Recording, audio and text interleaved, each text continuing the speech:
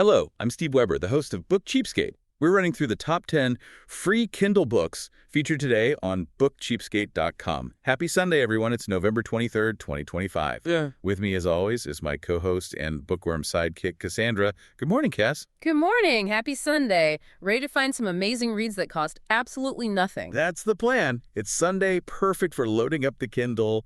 But you know how it is. These deals can vanish. They really can. So if something sounds good, you'll want to grab it. Definitely. Okay, so let's jump in. First up, we have a really gripping mystery. Book number 1 is Hart's Ridge by K. Bratt. This is a police procedural, and the hero, Deputy Taylor Gray, she's just fantastic. She is. Her whole backstory is about clawing her way out of poverty, out of the foster care system. Right, and that history completely defines her as a cop. It's not just a job for her. Exactly. And that all comes into focus when the main plot kicks in. A 5-year-old girl, Molly, just walks into a gas station. All by herself, it's every parent's nightmare. It is, and for Taylor, it's personal. She understands what it means to be a survivor, so she fights for this little girl and for her missing mom with everything she has. It's that small-town secrets angle, too.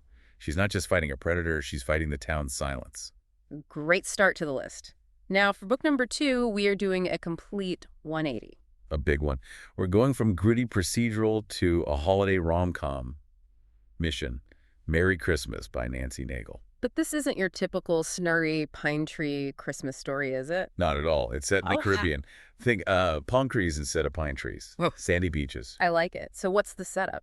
Our heroine, Avery, is jobless and basically homeless right before Christmas. So she takes this temporary job in the Caribbean. Okay, sounds like a good escape. It is, except she's working for this grumpy baseball star, Drew Laskin, who's secretly injured. Ah, the classic grumpy sunshine trope. Exactly. And forced proximity on a tropical island. It's all about that unexpected blizzard of Christmas magic, just with a lot more sunshine. Nice. Okay, so from holiday romance, let's dive into something a little darker. Paranormal. Book number 3 is the Hide Me series, the complete collection by Lisa Ledoux. Yes, and this one is intense. The main character, Katerina Holloway, she's a paramedic. A stressful enough job already. Right, but then her life gets completely derailed. She starts seeing these haunting images. She's seeing murders. Through the serial killer's eyes. It's not a gift, it's an absolute curse. Wow, so she's basically an unwilling witness to these horrible crimes. And that's the core of the tension. It's a paranormal suspense story, but it's grounded in this really terrifying, unwanted ability. And of course, there's a romance with a handsome fireman that gets mixed up in all of it. A complete series, too, so Yeah. you get the full story. Okay, from paranormal suspense, we're going back in time. Book number 4, A Western Christmas Miracle by Aurora Hanson. Another Christmas book, but a very different feel. This is a sweet, historical Western romance. Set on the Texas frontier. And the heroine, Eve Adamson, she sounds like another really strong character.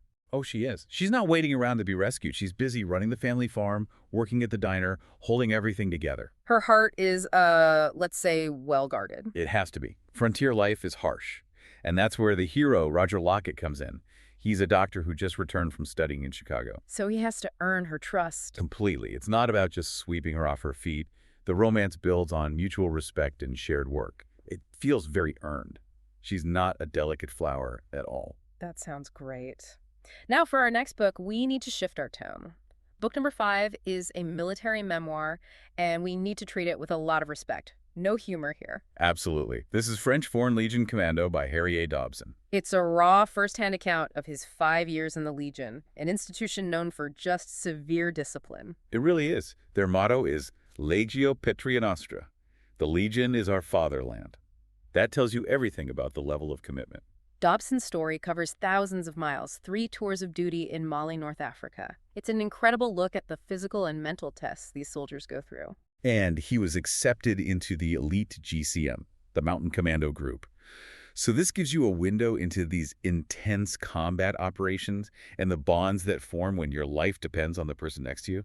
It's a powerful read. It really sounds like it. And that theme of military skill carries over, in a way, to our next book, number 6, Stone of Fire by J.F. Penn. It's a perfect transition, actually. This is a high-stakes action thriller. And our hero, Morgan Sierra, she's a psychologist, but with a military past she thought she'd left behind. Until her sister and niece get abducted, and she has to go back to that life. This sounds very much in the vein of The Da Vinci Code, maybe? An artifact thriller? Totally. The secret here is a set of ancient stones that are tied to the apostles of Christ, and they supposedly hold some kind of divine power. So she teams up with an agent from a covert group called Arcane. Right, they investigate supernatural mysteries, so they're racing across continents, being hunted by a ruthless cult. The stakes couldn't be higher. It's not just her family's lives on the line, it's potentially the end of the world. Exactly. No pressure. Right.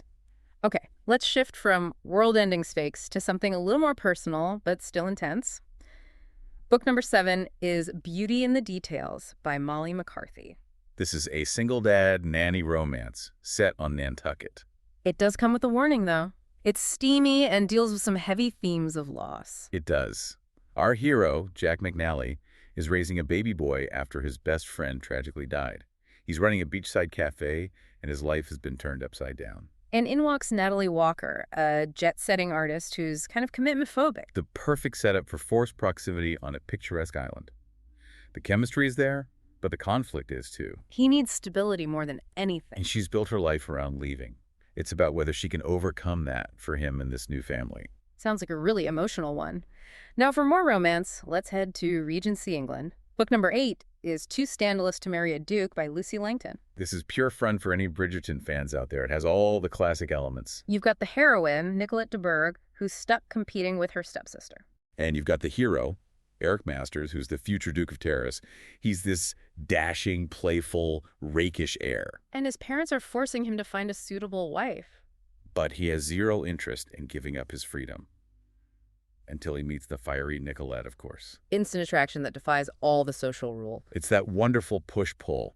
His duty versus this love that makes his heart shiver, as the book says. Yeah. It's just a very satisfying Regency romp. Sounds like it.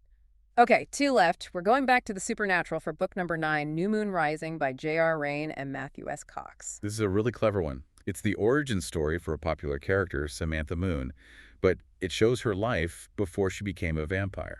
So we see her as a human? Exactly. She was a federal agent investigating scams, human trafficking. She had a husband, kids, a normal life. Her biggest fear was a paper cut. Pretty much.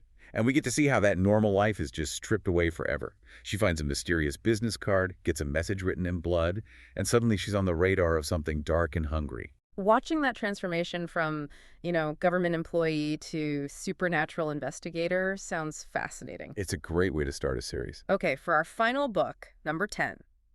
This one is a monster of a deal. It's the complete works of Lewis Carroll.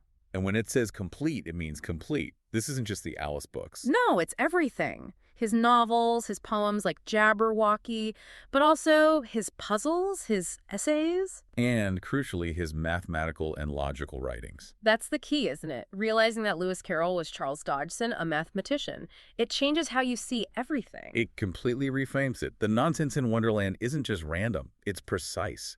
It's a world where logic is intentionally bent and subverted by a master of the subject. So this collection lets you see the genius behind the whimsy. Absolutely. You see how his mind worked? Mm-hmm. It moves his work from just being classic children's literature to this profound reflection on reality, identity, and language itself. It's a fantastic collection for anyone who loves literary playfulness. Well, thanks for joining us today. And remember, if you want to download any of the books we've mentioned today for free from Amazon, visit us at bookcheapskate.com and you'll have all the links right there. But do it now before these deals expire. Who knows, they might even expire later today. And don't miss tomorrow's show, very morning. It's all brand new. Kaz, we'll do it again then. I look forward to it. Take care, everyone. Until then, keep on opening new worlds with great books without blowing a massive hole in your wallet. And whatever you do, remember this. When you read, Your mind becomes its own kingdom.